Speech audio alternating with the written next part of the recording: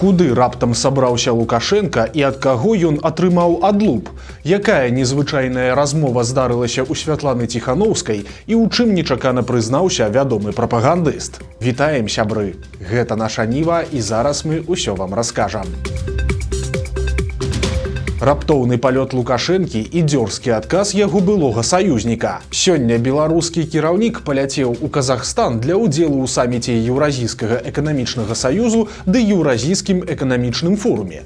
Нягледзячы на тое, што пра даты гэтых мерапрыемстваў было вядома загадзя, пра візіт свайго начальніка ў Астану Наталля Эйсмант паведаміла толькі напярэдадні ўвечары. Саміт ЕАС – гэта даволі шараговая падзея, але на гэты раз яна праходзіць на фоне супрацьстаяння Расіі і Арменіі.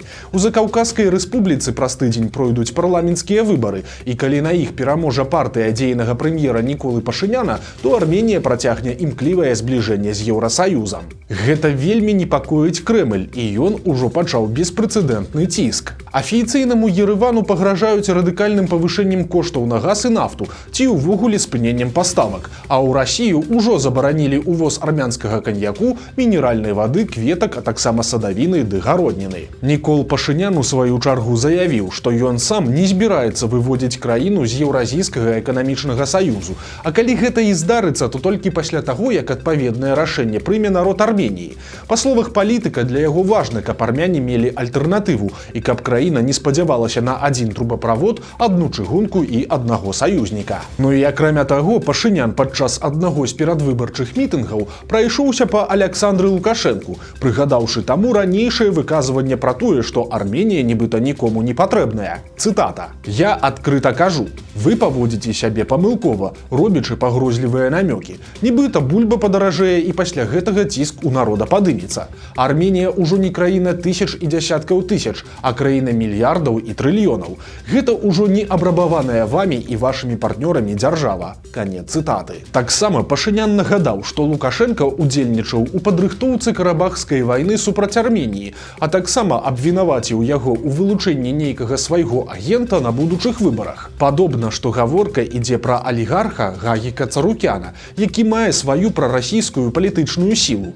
Менавіта Царукян калісьці падарыў Лукашэнку бочку каньяку, якую павінны былі адкрыць на вяселле яго малодшага сына Нікалая.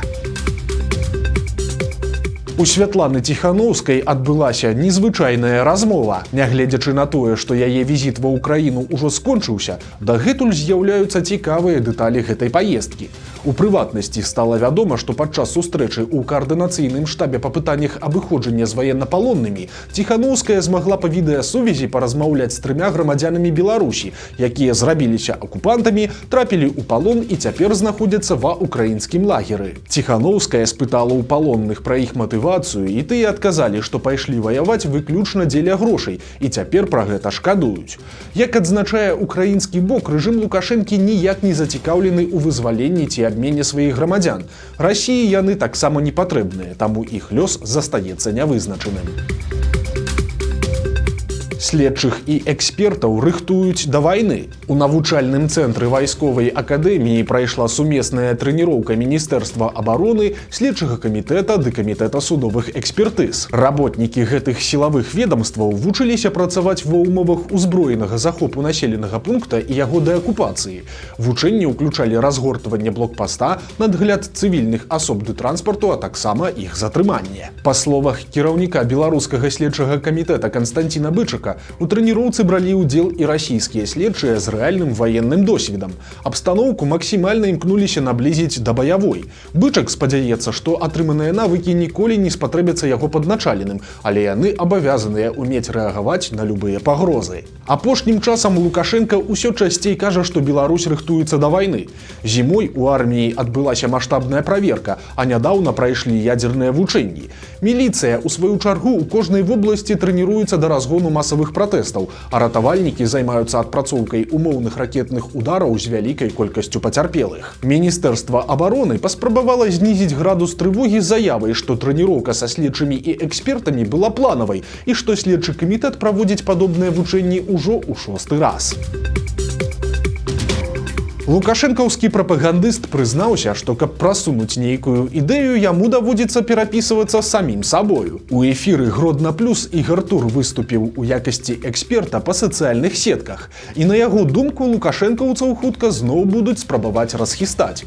І рабіцца гэта будзе ў першую чаргу пры дапамозе сацыяльнай сеткі Трэц, якая ў апошні час стала шалёна папулярнай. Тур раскрытыкаваў алгарытмы гэтай платформы за тое, што яна стварае ілюзію масавай падтрымкі пэўных поглядаў. Чуть-чуть подкрутил какую-то информацию, и я открываю свой Threads и вижу, например, исключительно протестный контент. И у меня вроде как должна создаваться иллюзия, что все в мире или в Threads, во всяком случае, они все за что-то одно. Хотя так, конечно же, не бывает. Сваю ж актыўнасць у сацыяльных сетках Тур фанабэрыста назваў патыкваннем у апанентаў інтэлектуальнай палкай, бо яму часам бывае проста сумна. Затым жа прапагандыст зрабіў нечаканае прызнанне. Як не парадаксальна, для ўсё таго ж стварэння патрэбнай ілюзіі ён сам актыўна ўдзельнічае ў дыскусіях з левых і сакрэтных аккаунтаў, а часам нават перапісваецца сам з сабою. В других социальных сетях, в некоторых чатах полуоткрытых, полузакрытых, либо полностью закрытых, я иногда с двух своих там левых и секретных аккаунтов вдруг сам с собой переписываюсь, создавая иллюзию нужного мне диалога. Это тоже такая механика оказания влияния на чужое мнение, скажем так. Апошнім часам улады пачалі змаганне супраць Трэц. У спісе экстрэмісцкіх матэрыялаў з'явіліся першыя акаунты з гэтай сацыяльнай сеткі, а аднаго карыстальніка затрымалі за адмаўленне генацыду беларускага народа. Але нават у такіх умовах лукашэнкаўцы прызнаюць, што прайграюць барацьбу сваім апанентам і наракаюць на заведамую варожасць алгарытмаў. Стала вядома пра яшчэ аднаго маладога беларускага курсанта, які па сваёй волі адправіўся ваяваць за Расію і, хутчэй за ўсё, загінуў. У красавіку мы расказвалі пра першакурсніка вайсковай акадэміі Рамана Шпака, які пасля таго, як яму споўнілася 18 гадоў, забраў дакументы і падпісаў кантракт з расійскай арміяй. Беларуса амаль адразу адправілі ў мясны штурм, дзе ён і загінуў. Цяпер жа мы даведаліся пра яшчэ аднаго былога курсанта з падобнай біяграфіяй. У 2022 годзе Іван Ламаносаў спрабаваў паступіць у акадэмію авіяцыі, але ў яго гэта не атрымалася, і праз год ён паступіў у акадэмію міліцыі, куды трапіць нашмат прасцей. Летась Ламаносаў пытаўся па чатах, колькі будзе каштаваць паездка з Беларусі ва ўкраіну, але ў выніку хлопец трапіў туды з іншага боку. Дакладныя абставіны невядомыя, але ўжо восенню 2025-го беларус у якасці найміта адправіўся на баявое заданне пад Запарожжам. Цяпер Іван Ламаносаў мае статус зніклага без вестак, што хутчэй за ўсё азначае яго ліквідацыю. Перад тым, як адправіцца ў апошні штурм, беларус ужо мала нагадваў курсанта Акадэміі Міністэрства ўнутраных спраў. Ён зрабіў сабе татуіроўку на ўсю шыю, а таксама па-прароцку набіў сабе на лбе мішень. Работнікаў прамысловага гіганта пужаюць звальненнямі за праўду пра яго катастрафічны стан. Нядаўна на беларускі металургічны завод у Жлобіне быў прызначаны новы генеральны дырэктар. Змену кіраўніцтва на нарадзе ў Лукашэнкі тады патлумачылі пэўнымі праблемамі. Вот мы на последнем заседании исполкома разбирали там ситуацию. К сожалению, ситуация сложная. Снижение объемов производства. Участие холдинга, вот я вызывал у руководителя предыдущего, поэтому ряд решений управленческих пришлось принимать. Насамрэч, сітуацыя на БМЗ блізкая да катастрофы. Прадпрыемства знізіла аб'ёмы вытворчасці, праваліла ўсе планы па экспарце і стала стратным. Каб хоць неяк яго ўратаваць, дзяржава даравала яму даўгі за электрычнасць. Як заўважыла выданне «Флагшток», нядаўна на заводзе адбылася сустрэча калектыву з яго галоўным ідэолагам Андрэем Кулакоўскім. Крызіс на прадпрыемстве ён патлумачыў няпростай сітуацыяй у свеце, у прыватнасці дэмпінгам кітайскіх вытворцаў. Акрамя таго, Кулакоўскі заявіў, што супраць беларускага металургічнага завода нібыта вядзецца інфармацыйная вайна, і нейкія апаненты наўмысна адсочваюць і перакручваюць выказванні кіраўніцтва і завадчанаў. І ў сувязі з гэтым ідэолаг прыгразіў супрацоўнікам наступствамі за раскрыццё праўдзівага стану на заводзе. Тых, хто, цытата, падрывае аўтарытэт БМЗ, будуць звальняць. Кулакоўскі упэўнены, што, нягледзячы на ўсю няпростасць сітуацыі, з яе здолеюць выйсці з годнасцю. У той жа час перад калектывам паставілі задачу прадумаць варыянты жорсткай эканоміі. Малады палітвязень, асуджаны на дзікі тэрмін, перанёс у калоніі мікраінсульт. Летом 2021 года Кірыла Ашурка арыштавалі па справе атрадаў грамадзянскай самаабароны Беларусі. У выніку па 2 тэрарыстычных артыкулах хлопец атрымаў 13 гадоў узмоцненага рэжыму. Як даведаліся праваабаронцы вясны, у калоніі на Ашурка ажыццяўляецца моцны ціск.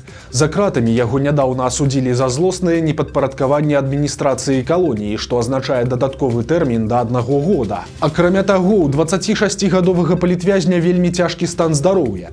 Ён мае шэраг сур'ёзных захворванняў, а напрыканцы мінулага года ён перанёс мікраінсульт. Тут варта нагадаць, што так званыя атрады грамадзянскай самаабароны Беларусі – гэта арганізацыя, у якую ад самага пачатку укараніліся супрацоўнікі КДБ.